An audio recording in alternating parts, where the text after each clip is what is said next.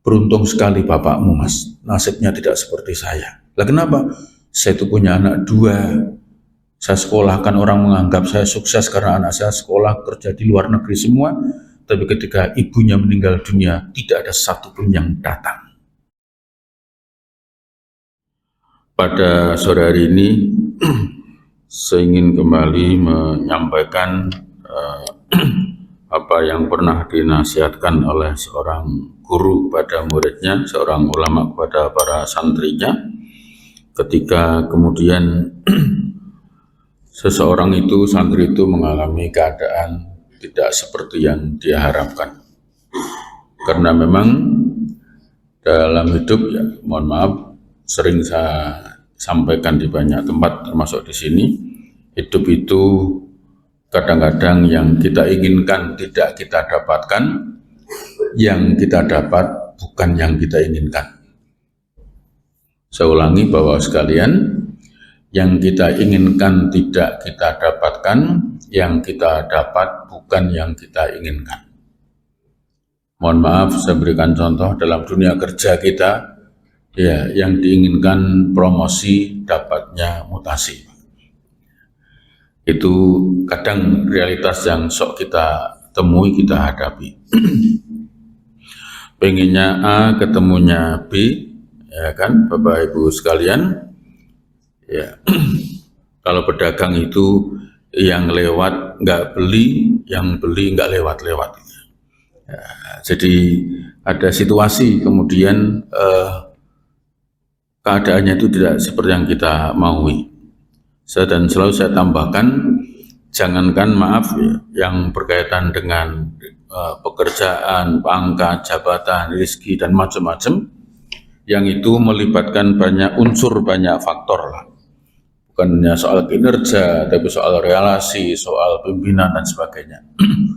Sementara yang penentunya kita sendiri saja, kadang-kadang seiring waktu, ya tidak selalu seperti yang kita mau. Ya contoh paling gampang itu ya, mohon maaf ya, istri kita, suami kita, itu kan yang menentukan kita sendiri Bapak. Tapi apakah seiring waktu perjalanan pernikahan, apakah sampai hari ini pasangan kita persis seperti yang kita mau? Ya, mohon maaf, pertanyaan begini tidak untuk dijawab ya, supaya tidak bikin masalah ya. Nah, tapi Bapak Ibu, itulah yang kemudian di situasi seperti itu kita pinter-pinter menyikapinya. Tetapi kemudian ketika santri itu terus saja mengeluh kepada gurunya terkait itu, maka beliau memberikan saran, nasihat, dan sekaligus pertanyaan.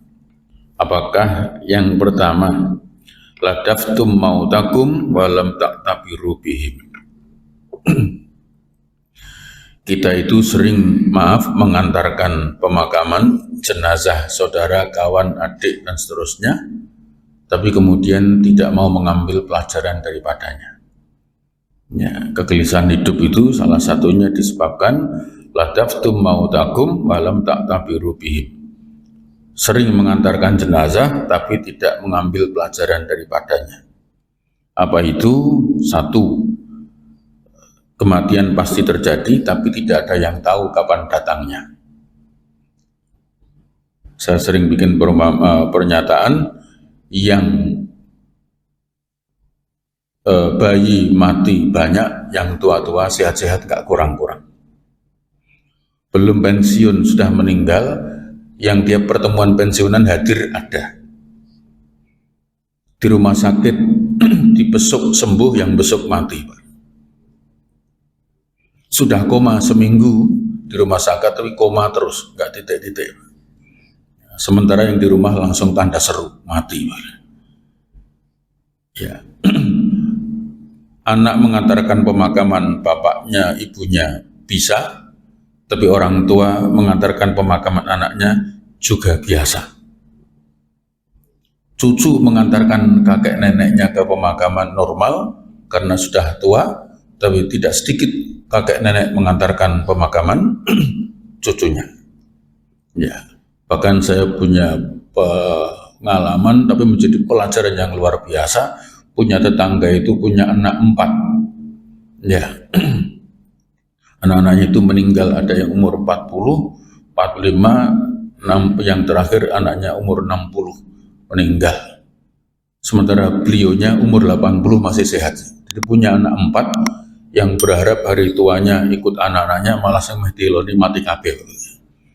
Ya, ada yang meninggal di usia 40, ada yang usia 50, ada yang usia 60. Tapi beliaunya sendiri sampai 80 tahun sehat.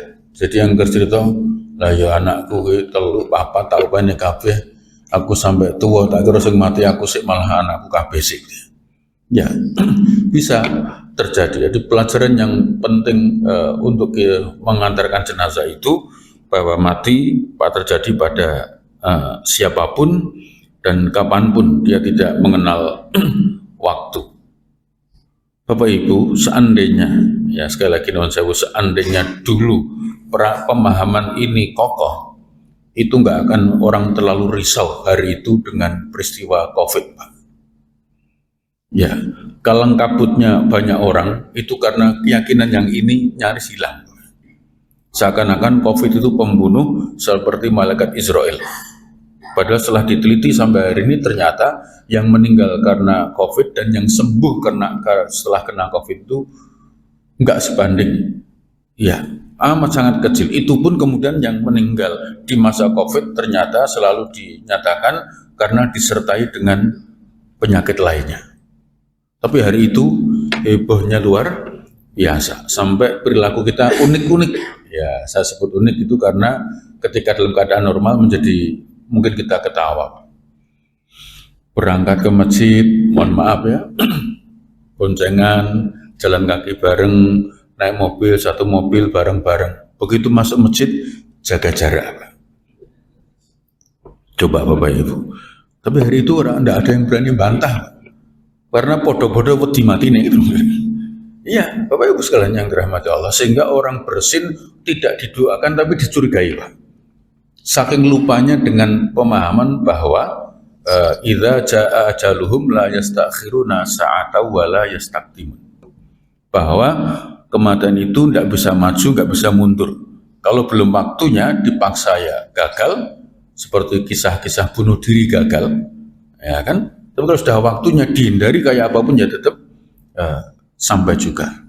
Nah, Bapak dan Ibu sekalian yang dirahmati Allah, la taftum mautakum wa lam ta'tabiru bihim. Hidup menjadi resah, gelisah, gak nyaman karena tidak mau mengambil pelajaran dari peristiwa yang dia lihat sendiri. Dia mengantarkan bahwa orang yang kita hantarkan pada pemakamannya itu ada yang usia muda, ada yang usia tua, ada yang anak-anak, ada yang sakit lama, ada yang dikabarkan tidak sakit sama sekali, dan sebagainya. Ya, Bapak dan saudara kalian, ini saya selalu katakan kita itu termasuk saya, ya, supaya kemudian kita saling mengingatkan. Ya, maka meskipun maaf ya, kuburan COVID waktu itu kan di Mijen namanya. Rumah saya Ngalian bersebelahan dengan Mijen, tempat penguburan COVID, sehingga tiap malam, tiap hari, tiap siang, bahkan hampir setiap waktu selalu mendengar mobil jenazah atau ambulan yang berdering suaranya itu. Ya, bukan hanya tiap hari, tapi tiap jam, bahkan di tengah malam ngelilir ya kerumunan itu juga, Pak. Sambil batin kajane ono isine apa ora ya. Ya, karena kan balik pun ternyata saya tanya, iya saya sempat tanya, kenapa sampean ki mulih saka mengapa memakamkan, kan berarti mobilmu kosong. Lha kok yo sirine mbok onekke buanter kan mari wong teratapan tok to, Mas. Enggak, Pak, karena kita nyamri jalan biar cepet karena mau mengambil jenazah berikutnya. Begitu, Pak. Jadi orang yang nggak salah paham, sehingga cerita maaf yang di Kudus itu sempat ramai, sopir ambulan menipu masyarakat dengan membunyikan sirenenya padahal nggak ada penumpangnya. Itu mereka menuduh macam-macam, padahal dia itu harus segera sampai karena kemudian ngambil jenazah berikutnya. Yang sampai Kalutnya, sampai Klaten, jebule malah kotak kosong yang di bawahnya. Ya, iya kan, jenazahnya keliru rung dilebokke wis saking bingung itu, Pak, ya. Sing diangkut malah sing peti kosong ya. Sing ono isine malah isih ditinggal. Ya, itu kan saking Kalutnya, Bapak ya. Iya. Ya, lo ini bukan guyonan tapi real kan itu loh ya. Iya, terjadi Bapak Ibu. Jadi orang mengira dianggap itu oh sebulu kotak kosong berarti kan madani uang. Enggak, kosongnya itu karena keliru bukan karena main-main kan begitu. Karena delala kok ya ibaratnya mogok bani gembes ditili boleh perdine kosong. Aku dituduh macam-macam. Padahal si supir yang nggak kepikiran kalau itu kosong. Iya, sama-sama kalutnya Bapak Ibu. Luar biasa. Sehingga saya yang pernah ngalami kena itu ya juga menikmati kekalutan sekitar karena serumah kena semua. Saking takutnya tetangga itu memang baik hati memberi makanan tapi dijandal kening pager. Kini buka lawang kono melayu. Ya suasananya sampai seperti itu karena kegelisahan itu didampak dari ladaftum mautakum walam tak tabiru bihim. Tidak mengambil pelajaran bahwa mati itu ya, tapi sebabnya bisa macam-macam. Kalau belum waktunya, ya dia tidak akan mengalami kematian itu. Ya contoh terakhir yang ramai, kalau belum jatahnya mati loh Pak, jatuh dari lantai 3 mall, ya tiba ini kasur Pak. Ya kan, bahwa ada orang itu niatnya bunuh diri dan lain-lain kita nggak membaca niat lah. Karena kita nggak tahu niat orang. Tapi yang jelas jatuh dari lantai 3. Kalau orang belum waktunya mati, ya jatuhnya di pameran sofa. Ya kan gitu loh Bapak Ibu yang dirahmati Allah. Ya itu sungguhnya ya orang kita nonton ketawa, tapi itu pelajaran Bapak Ibu. Betapa kalau belum waktunya ya tidak. Sehingga ada seorang ulama yang menasihati pasukan itu indahnya luar biasa. Jika kalian takut berangkat perang, yang kau takutkan kematian, lalu di mana letak keyakinanmu kepada Allah? Sebab meskipun engkau berangkat ke medan tempur, kalau memang kamu belum waktunya mati, di garis depan pun tidak akan mati. Bahkan beliau sampai membuat ibarat, peluru musuh itu sudah ada namanya. Kalau memang tidak ada namamu, kamu tidak akan mati. Tapi meskipun engkau tunda, tidak berani berangkat karena takut mati di tempat tidur, kalau waktunya mati, malaikat Israel tetap mendatangi. Ya, Bapak dan Ibu sekalian, itulah yang kemudian membuat 300 orang itu tegar berani menghadapi 1000 orang dengan pasukan senjata lengkap, Pak. Nah, kalau kemudian karena nggak ada keyakinan itu kan tetap mikir, iyo, rung wayai, tapi nak nyedak ya katanya ngeri bosan gitu. Kan gitu loh Bapak Ibu yang dirahmati Allah Subhanahu wa taala.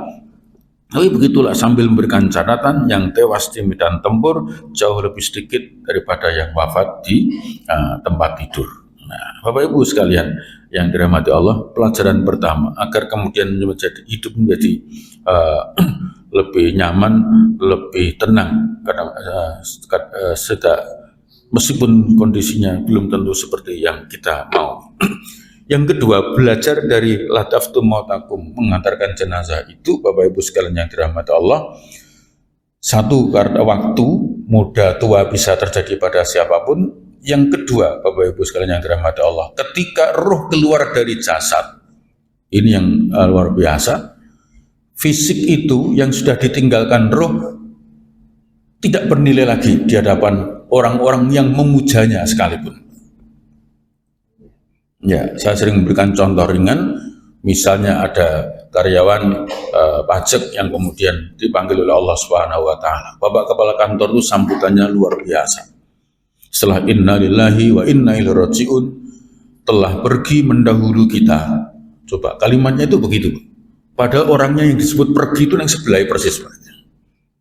Ya, kita itu sudah tidak dianggap sama sekali, meskipun fisiknya ada, tapi kalau ruhnya sudah keluar, itu sudah tidak dianggap, sudah disebut pergi, telah pergi mendahulu kita.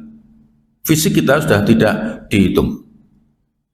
Kalau mau bukti bahwa fisik kita itu nggak dihitung, secinta apapun keluarga kita, anak kita, istri kita, suami kita, kalau kemudian ada yang usul, nggak usah dikubur karena masih supaya perasaan kehilangannya agak rodo mendro, agak tenang, ditundalah seminggu lagi gitu ya. Ya, yang ingin memeluk biar bisa meluk dulu. Saya yakin tidak ada yang mau.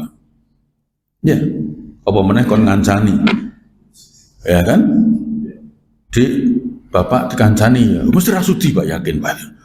Itu meskipun bapaknya yang non sewu waktu kemarin, bukan dulu, yang kemarin kemudian gajinya luar biasa begitu, itu ya, yang dimintai macam-macam, ibunya yang tetap tidak mau Pak, nemenin semalam saja, nggak usah lama-lama, semalam saja. Bapak itu kancani ya, mesti mau Pak. Ya istri suami sama Bapak, ya kan, secantik apapun istri kita meninggal dunia, itu kon jajari sewengi berat Pak. Iya, malah tinggal ngejobo udut, luar biasa kan. Iya, dibiarkan sendirian. Mohon maaf, ini pelajaran nyata bahwa fisik kita itu sudah tidak dianggap kalau roh sudah keluar Pak. Ya, bahkan ekstrimnya begini Pak, banjir gede Pak, juar banjir Pak, terus surut, maaf, nemu orang mati dengan nemu gurameh mati. Ya, kalau mau dibuat contoh ekstrim Pak ya, iya, orang lebih nyaman nemu gurameh Pak. Wah, gurameh bos, saya mayan, wah saya seger. Wah, iya kan, goreng gitu. Nemu wong, waduh masalah tok gitu. Dilapor ke polisi ditakoni, lapor malah ribet begitu Pak. Iya, itu utuh Pak. Apalagi potongan, tambah ngeri lagi loh Pak ya. Lu tenan, korban itu Bapak Ibu pulang ke, nggak ada mobil, akhirnya naik angkutan umum, naik bis, kemudian Semarang Solo sampai Boyolali, ada tas kresek di samping kita buka, kepala sapi. Kalau roda mikir hal harap, rezeki bosan. Iya, tapi coba nanti pulang hari Senin pagi naik bis dari Solo ke Semarang di Boyolali, ono tas kresek dibuka kepala orang, bubar banget. Ya, pelajaran oke, mungkin ini rodo nggak nyaman contohnya. Saya berikan contoh yang agak nyaman. Bapak maaf, setiap Jumat sore pulang, ya kan, Semarang Jakarta, Semarang Cirebon, Semarang Tegal, Semarang mana, naik kereta, sebelah kita maaf yang bapak wanita cantiknya luar biasa, tapi mati Pak. Yakin pindah nggon Pak, yakin. Cantik Pak, ya, sama ibu-ibu sebelahnya laki-laki ganteng kayak apapun, kalau sudah nggak ada rohnya, nggak ada nyawanya, minggir Pak. Jadi fisik kita ini yang mau disebut apapun, ganteng, cantik, gagah dan sebagainya, ketika roh sudah tidak ada, Bapak Ibu, nilainya sudah rendah. Bahkan ekstrimnya lebih, kadang-kadang lebih berharga bangkai daripada jasad manusia. Dua, pelajaran penting. Sampai tadi Pak Kepala Kantor sambutannya telah pergi mendahulu kita. Kita itu serah dianggap bablas, meskipun fisik kita ada di situ. Dan yang ketiga, pelajaran penting Bapak Ibu yang dirahmati Allah Subhanahu wa taala, ketika mengantar jenazah itu agar hidup menjadi lebih nyaman, itu kita bisa lihat Bapak Ibu.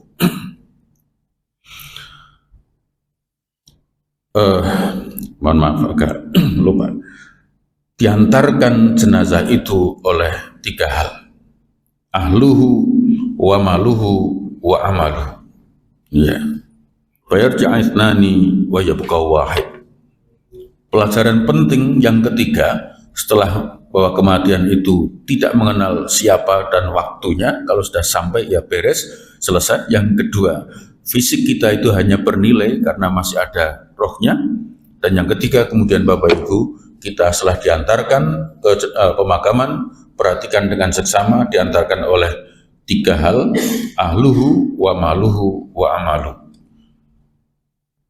Harta, keluarga, harta, amal.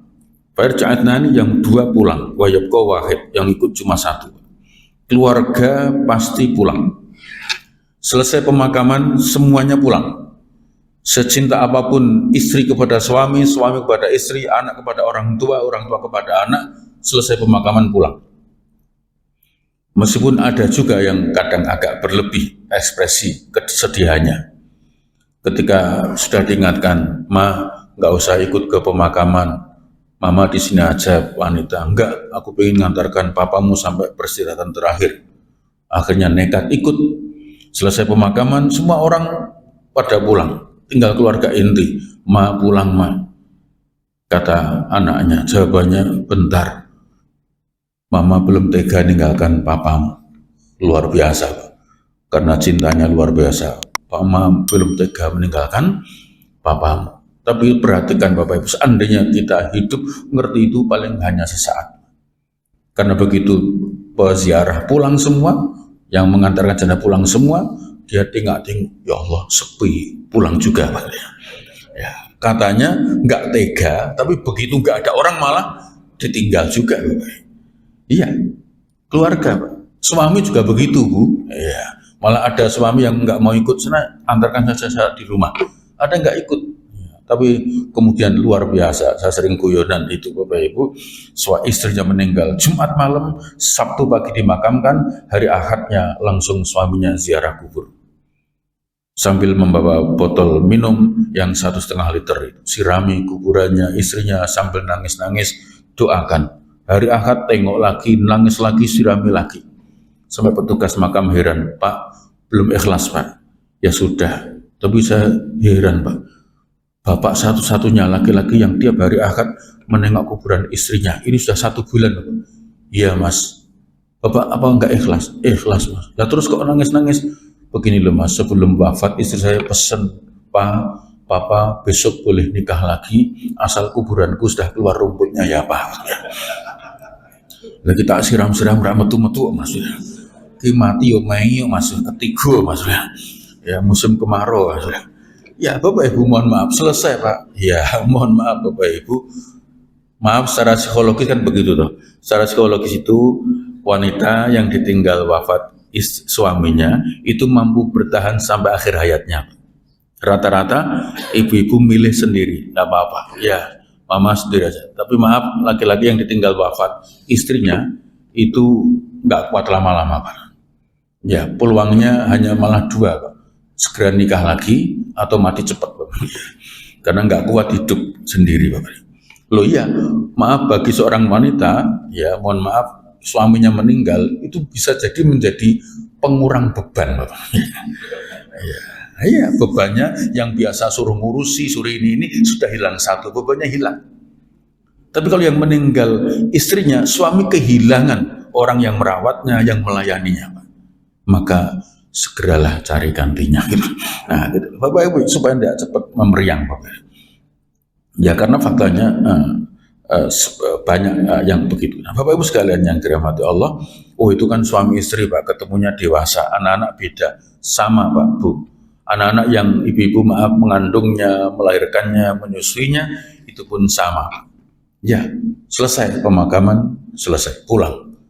Bahkan ada yang lebih tragis menurut saya, yang menjadi kisah dulu di sebuah koran dimediakan karena begitu tragisnya nasib orang tua. Ketika seorang ayah pulang dari seorang laki-laki naik kereta pulang ke Semarang, ini kisah nyata. Pulang ke Semarang naik kereta bersama seorang anak muda. Akhirnya bincang-bincang, dari mana Mas? Saya kerja Pak. Terus ini mau kemana? Ke Semarang. Ini kisah nyata orang Semarang. Semarang terus. Ya, saya pulang tiap hari, Jumat malam pulang karena saya masih punya ayah, masih punya bapak, karena ibu kami sudah nggak ada, kami dengan adik bersepakat, adik dari Surabaya, Jumat sore, saya dari Jakarta, Jumat sore ketemu malam, Sabtu Ahad kami menemani bapak kami. Laki-laki itu mendengar cerita itu panjang lebar malah nangis. Mohon maaf Bapak, ada yang salah dari cerita saya? Enggak Mas, beruntung sekali bapakmu Mas, nasibnya tidak seperti saya. Lah kenapa? Saya itu punya anak 2, saya sekolahkan, orang menganggap saya sukses karena anak saya sekolah kerja di luar negeri semua, tapi ketika ibunya meninggal dunia tidak ada satupun yang datang. Anak kami 2 di luar negeri semua, yang satu di Amsterdam, yang satu di Rotterdam. Rumah saya terendam. Maaf kalau ini saya tambahi Pak. Ya. Prinsipnya anak pertama di luar negeri, 2 di luar negeri, sementara bapaknya hidup sendiri. Ketika ibunya meninggal yang datang hanya karangan bunga. Bapaknya membaca itu, kata beliau sakitnya luar biasa, ikut berbela-sungkawa, nama anaknya tertulis di situ. Ya, enggak ada yang datang. Yang datang pun di kisah yang lain, begitu selesai pemakaman, Mas, aku segera balik Jakarta. aku nggak judi. Ya, itu orang tuanya meninggal, itu ngomongnya begitu. Adiknya yang Surabaya, aku ya balik, aku kadang pesen tiket, sesuk kerja. Sampai adiknya yang paling kecil, ya Allah, mbok nginep nang kene ra ketang semengi itu, mbok semalam nginep di sini kenapa sih? Ora nonggone nggak ada tempatnya. Adiknya bilang, kamar ibu toh, medeni lo ya. Iya Pak, sampai tidur di kamar ibunya aja nggak berani. Maaf, maka sebagian anak-anak itu ketika ibunya atau bapaknya meninggal, sampai pakaiannya pun dikeluarkan, orang Jawa bilang dilarung, karena dia tidak ingin melihat pakaian itu lagi, karena khawatir bahasa Jawanya tom-tomen bayang ke ibu nih Pak. Tidak ngerti menginfakkan, tidak mengerti membagikan, tapi dibuang supaya dia nggak melihat lagi bayang-bayang ibunya. Harta begitu, maaf keluarga seperti itu. Ya, Bapak Ibu, ini pelajaran yang bisa kita petik. Yang kedua, harta dibawa pulang. Ya, sebagus apapun kita, barangkali ada yang ada yang punya Alphard atau Alphard TK, gitu, atau yang punya mobil apalah kan begitu, yang bagus-bagus itu ketika meninggal dunia dinaikkan mobil jenazah Pak, nggak ada yang usul dinaikkan mobil sendiri. Bukan keren mama tumbak ke mobil dewi kan, jenazah keren tuh mobilnya api, enggak, golek ke mobil jenazah, bahkan sekarang digolek ke mobil jenazah gratis Pak. Iya, iya. Karena relasi golek yang gratis, termasuk maaf barangkali pakai mobil ambulan jenazah, mobil partai. Ya kalau maaf, kalau ada jenazah dinaikkan mobil partai, nah saya tidak usah dimaknai, ya Allah, wis mati kok ya dijak kampanye tuh bos. Tidak usah dimaknai. Itu hanya bakti partai kepada masyarakat. Kecuali jenazahnya dicekli gembiro, itu lain Pak ya. Ya, tapi kalau enggak ya sudah. Tapi begitu Pak. Ketika jenazah diturunkan, mungkin ada SNK jatuh, kunci jatuh. Semua yang di atas itu kompak berkata, mas SNK-nya jatuh, mas kuncinya jatuh. Dan semua orang bilang, ambil segera. Nggak ada yang suruh uruk, nggak ada. Padahal STNK itu jelas-jelas nama si mayat Pak. Ya, namanya kalau bisa persis nama mayatnya dengan STNK-nya sama dan memang miliknya dia, tapi tetap diambil juga. Itu nasibnya harta.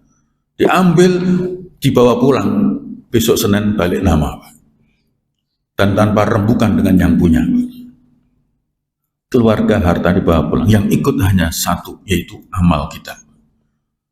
Bapak Ibu sekalian yang dirahmati Allah, hidup memang kadang tidak seperti yang kita maui, tapi jangan lupa kemudian tetap amal itu dijaga.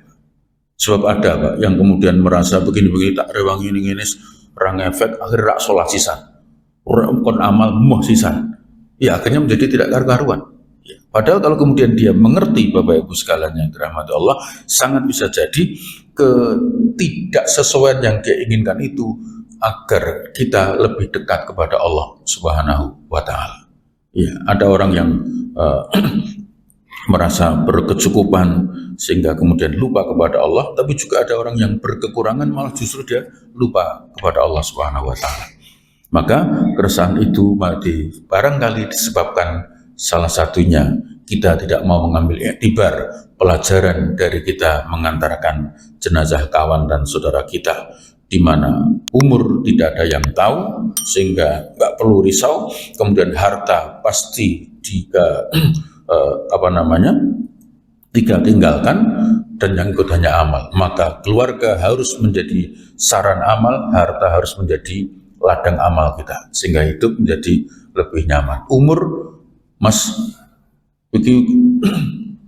pensiun kok kita iso serkepi ra karuan meh nggopo. Ya, saya ingin mengakhiri masa kerja saya dengan amal-amal yang baik. Enak jawabannya. Iya, mas masih muda, santai wae mas. Enggak, saya umur saya nggak tahu kapan finishnya. Masa muda harus saya gunakan dengan amal-amal yang baik. Iya, mas hartamu kok? Iya, harta itu sesungguhnya yang kemudian saya amalkan. Ini kan untuk sarana hidup saja. Saya nikmati, saya manfaatkan dengan sebaik-baiknya. Insya Allah kemudian membuat kita lebih nyaman, sehingga ketika menghadapi keadaan yang belum seperti yang kita maui, kita tidak terlalu risau dengan keadaan. Saya kira ini Bapak Ibu yang dirahmati Allah, mudah-mudahan bermanfaat.